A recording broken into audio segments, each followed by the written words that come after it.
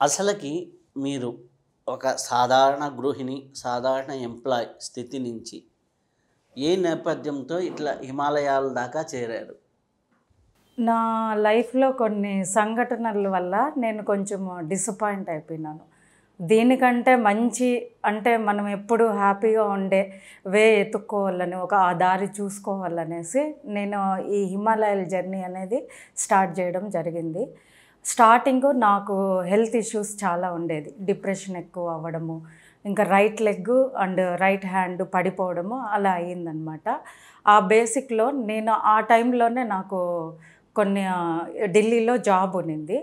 ఆ జాబ్ టైంలో కొంతమంది గురువుల్ని కలవడం, హిమాలయ గురువులు రావడము, కొంతమంది మాతాజీలు కలవడము, వాళ్ళ ఎక్స్‌పీరియన్స్ చెప్పడము, ఇలా మెడిటేషన్ చేసుకోండి, ఇలా జపం చేసుకోండి, ఇట్లా పూజా విధానం చేసుకోండి అనేసి సహకార, నిరాకార కర్మ 2 విధాలుగాను వివరించడం అట్లా జరిగింది. నేను అది వినంగా నాకు అనిపిచ్చింది, మనం ఎందుకు ఈ వేలో వెళ్ళకూడదు, ఎందుకు మనం ఈ వేలో వెళ్తే మనకెందుకు మంచి జరగదు అనే ఇదిలో నేను ఆ వేలో వెళ్ళడం జరిగిందనమాట. స్టార్టింగు నేను పూజల్లోనే ఉన్నా, ఎక్కువ పూజలే చేస్తున్నాను. మాది బేసిక్‌లీ తిరుపతిలో ఉండడం వల్ల మాకు ఎట్లా అంటే విష్ణు సహస్రనామాలు, పూజలు, అభిషేకాలు, డైలీ దీపారాధన ఇలా ఉంటుంది. ఈ విధంగా రావడం వల్ల నేను ఆటోమేటిక్ ఒక సాధువుని అప్రోచ్ అవ్వడము, ఒక గురువుని, హిమాలయాల గురువు. ఆ గురువు బయట రారనమాట. అక్కడ ఆయన హిమాలయాల్లోనే నివాసం ఉంటారు. జనవాసం లేక అసలు రారు. ఆ గురువు దగ్గర నేను ఉపదేశం తీసుకోవడం అయ్యింది. ఆ ఉపదేశం తీసుకున్న తర్వాత మెల్లమెల్లగా సాధన చేయంగా నాకు మంచిగా అనిపించింది. అంటే నా ఆరోగ్య సమస్యలన్నీ పోవడము, నా మెంటలీ ప్రశాంతంగా ఉండడము అట్లా జరగడం వల్ల నాకు హిమాలయాస్ అనేది ఒక వరల్డ్ లాగా అనమాట. ఇక్కడ కంటే నాకు హిమాలయస్ పర్వతాలు అక్కడ అడుగు పెట్టంగానే ఒక వైబ్రేషను, ఒక గురువుల అనుగ్రహము ఆ విధంగా ఉండడం వల్ల నేను కంప్లీట్ అది ఎలా చెప్పాలో అర్థం కాదు కానీ అది మీనింగ్లెస్ అనమాట. కంప్లీట్ దాంట్లోకి ఆధ్యాత్మికంగా మారిపోవడం జరిగింది. అయితే మీరు ఈ ట్రాన్స్ఫర్మేషన్ జరిగింది ఏ ఇయర్ అమ్మా మీకు? నాకు ఈ ట్రాన్స్ఫర్మేషన్ కరెక్ట్గా జరిగిందంటే నేను కంప్లీట్ స్పిరిచువల్ పాత్రలోకి రావడము 2012. బిఫోర్ మీరు జాబ్ చేస్తూ ఉన్నారు? బిఫోర్ నేను జాబ్ చేస్తున్నాను. ఫ్యామిలీ అంతా అక్కడే ఢిల్లీలోనే? ఢిల్లీలో కాదు, నేను వేరే నా ఫ్రెండ్స్ ద్వారా నేను జాబ్లో జాయిన్ అయ్యాను. అక్కడ ఒక గురువు ఉన్నారు, ఆ గురువు ఆశ్రమంలోనే ఉండి నేను చేసుకునేదాన్ని జాబ్.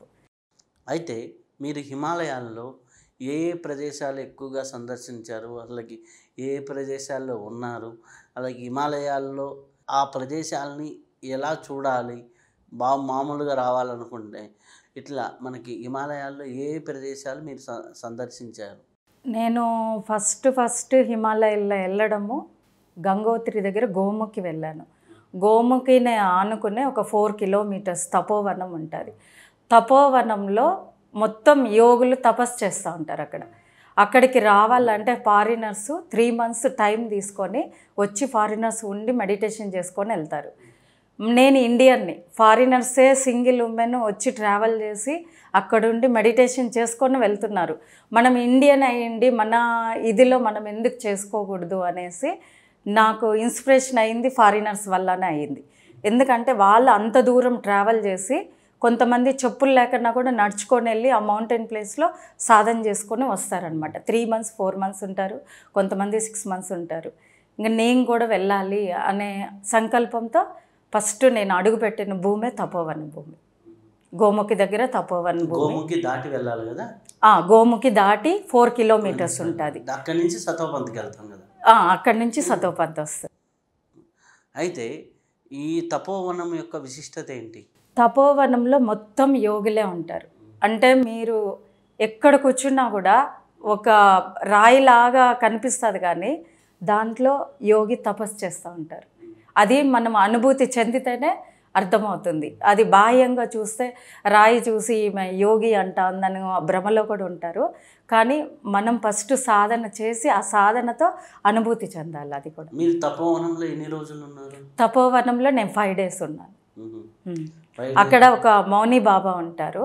మౌని బాబా దగ్గర నేను దీక్ష తీసుకున్నాను. ఆయన సంకల్పంతోనే నేను ఆయన అడుగుజాడల్లోనే నేను కూడా నడవాలనుకున్నాను. అంటే అక్కడ క్లైమేట్ చాలా చల్లగా ఉంటుంది. అవును, చల్లగా ఉంటుంది.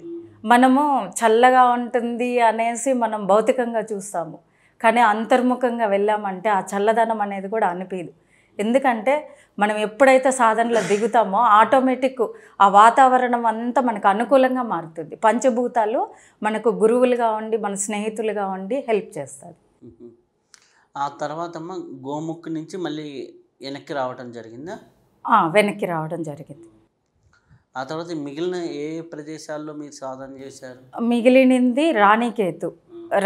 రాణికేతు దగ్గర హైడేకన్ బాబా అనేసి ఆశ్రమం వెళ్ళాను. బాబాజీ కేవ్కి వెళ్ళేటప్పుడు బాబాజీకి కేవ్కి వెళ్ళేటప్పుడే హైడేకన్ బాబా ఆశ్రమం వస్తుంది. ఆ ఆశ్రమం కూడా చాలా వైబ్రేషన్స్ చాలా బాగుండడము, అంటే మనకు తెలియని అనుభూతి, తెలియని ఆనందం అనేది నాకు అక్కడ నేను అనుభవించాను. తెలియని అనుభూతి ఎలా ఉంటుంది ఇక్కడ ఏమని. మళ్ళీ హైడేకన్ బాబా ఆశ్రమం నుండి వ్యూ ఎలా ఉంటుందంటే కంప్లీట్ కేదార్నాథ్, బద్రీనాథ్, చార్ధామ్ మొత్తం కంప్లీట్ కనిపిస్తుంది అనమాట. వ్యూ మొత్తం ప్రతి ఒక్కటి టచ్ అవుతుంది. అక్కడ నిలబడి చూసామంటే కంప్లీట్ మౌంటైన్స్, ఎక్కడెక్కడ యోగులు తపస్సు చేసేది, ఎక్కడెక్కడ గురువులు ఉండేది, ఎక్కడెక్కడ దేవుళ్ళు ఉండేది, మొత్తం వ్యూ ఉంటుందన్నమాట అక్కడ. అంత పవర్ఫుల్ ప్లేస్. అది కాకుండా దోనగిరి మౌంటైన్ వెళ్ళాను. దోనగిరి మౌంటైన్లో మహావతార్ బాబాజీ లహరి మహాశైలికి దీక్ష ఇచ్చిన ప్లేస్. రాణికేత్ పైన ఇంకా లోపలికి వెళ్ళా. కుకూచిన విలేజ్ అంటారు. ఆ విలేజ్ వచ్చి దోనగిరిని ఆనుకునే ఉంటుందన్నమాట. అక్కడ ఏమంటే హనుమంతుడికి టెంపుల్స్ ఉండవు ఆ ప్లేస్లో. అక్కడి నుంచి సంజీవిని పర్వతం తీసుకెళ్ళిపోయినారనేసి అక్కడ ప్రజలు హనుమంతుడికి పూజ చేయరనమాట. అంటే మా దగ్గర నుంచి సంజీవిని పర్వతం తీసుకెళ్ళిపోయారు అనేసి అక్కడ ప్రజలు ఎవరు కానీ పూజ చేయరు హనుమంతుడికి. ఆ ప్లేస్లోనే మహోదర్ బాబాజీ లహరి మహాశైలికి దీక్ష ఇచ్చిన ప్లేస్ అనమాట. చాలా పవర్ఫుల్ ప్లేస్ అది. తర్వాత అక్కడి నుంచి బద్రీనాథ్ వెళ్ళాను. బద్రీనాథ్లో 3 months ఉన్నాను. 3 months ఉండి నాకు ఈ మౌని బాబా దగ్గర నేను దీక్ష తీసుకున్న తర్వాత నాకు ఒక కండిషన్ పెట్టారు. నా దీక్ష నేను ఇచ్చిన దానికి ఆ దీక్ష సఫలం కావాలంటే ప్రతి సంవత్సరం ఒక పక్షం అనేది చెప్తారు ఆయన. ఆ పక్షంలోనే నేను 41 రోజు వెళ్ళి ఆ ప్లేస్లో ఉండి మౌనం ఉండి కంప్లీట్ కాషాయ వస్త్రాలతో కంప్లీట్ దీక్షలో ఉండి 41 రోజు మౌనం చేస్తాను. ఆ మౌనం గురించి నేను బద్రీనాథ్ వెళ్ళడం అయ్యిందనమాట. అక్కడ 3 months ఉన్నాను. 3 months ఉండి అక్కడి నుంచి సతోపంత్ ట్రెక్కింగ్ అనేది చాలా బెస్ట్ ట్రెక్కింగ్, ఇండియాలోకి బెస్ట్ ట్రెక్కింగ్. అండ్ అక్కడ ఏమంటే సతోపంత్ లేక్ ఉంటుంది, సతోపంత్ సరస్సు అని. ప్రతి ఏకాదశికి బ్రహ్మ, విష్ణువు, శివుడు అక్కడ వచ్చి స్నానం చేసి తపస్సు చేసే ప్లేస్ అనమాట. ఆ సతోపంతిని ఆనుకునే దేవికుండు అండ్ విష్ణుకుండు, స్వర్గారోహిణి అవంతా అక్కడే ఉంటుంది. ముందుకెళ్ళే కొందికి అద్భుతాలే. దాన్ని ఇంకా దాటుకొని వెళ్ళాలంటే సిద్ధాశ్రమం టచ్ అవుతుంది. సిద్ధాశ్రమంలో 8 మంది అంటే యోగులు తపస్సు చేస్తుంటారు. ఇటు గంగోత్రి నుంచి సతోపంత్ టచ్ అవుతుంది. అవును. ఇటు కేదార్ పై నుంచి సతోపంత్. అవును. అంటే నీలగిరి మౌంటైన్ కూడా టచ్ అవుతుంది. ఆ ప్లేస్లో నీలగిరి మౌంటైన్ కూడా ఉంటుంది. యాక్చువల్గా సిద్ధాశ్రమం శంబాలా అనేది అవును మనకి స్వర్గారోహణ స్టెప్స్ తర్వాత వెళ్ళగలిగితే వాళ్ళకి అటు శరీరం సహకరించగలిగితే ఆటోమేటిక్గా మన సంకల్ప బలము ఎంత దూరమైనా వెళ్తుంది. నేను వెళ్ళినప్పుడు 90 years అతనికి సర్జరీ కూడా అయింది, హార్ట్ సర్జరీ అయింది.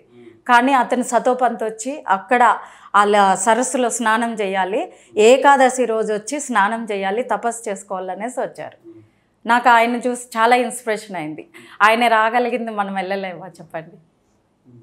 అదే వెళ్ళేటప్పుడు వసుధార దాటి వెళ్ళిపోతాం ట్రెక్కింగ్. వసుధార ఫాల్స్ కూడా చాలా బాగుంటుంది. అది ఎలా అంటే ద్రౌపదీదేవి కురుల్లాగా ఉంటుంది. ఎందుకంటే ద్రౌపదీదేవి దేహం విడిచిన ప్లేస్ అనమాట. దేహం విడిచి మాతామూర్తిగా జన్మ తీసుకునింది. మాతామూర్తిగా జన్మ తీసుకొని ఆమెకు పుట్టిన వాళ్ళే నరనారాయణులు.